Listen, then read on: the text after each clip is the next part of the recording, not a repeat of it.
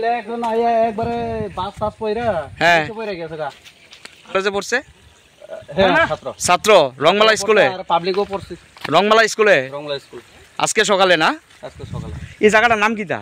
এটা জায়গার নাম হলো রংমালা। তুই কবে ভাঙছিল কবে এটা?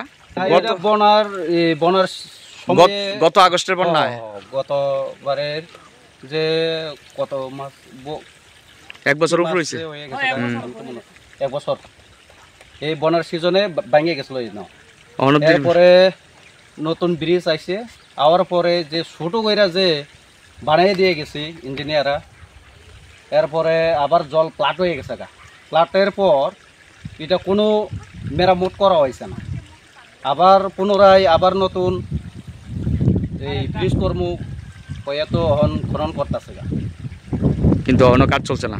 কাজ চলতেছে। তুই পাবলিক যাইতে তো কষ্ট, বাইক টাইক তো যায় না পাবলিক কষ্ট। আর শুধু আমার ধারণা হইলো যারা পড়াশোনা করতেছে ছাত্রছাত্রীরা, কেউ আছে ডন বস্কো স্কুলে, কেউ আছে রংমালা স্কুলে, তারা যাতায়াত করতে অনেক অসুবিধা। তাহলে ব্রিজের লগে একটা মানে বাইপাস দরকার আছে।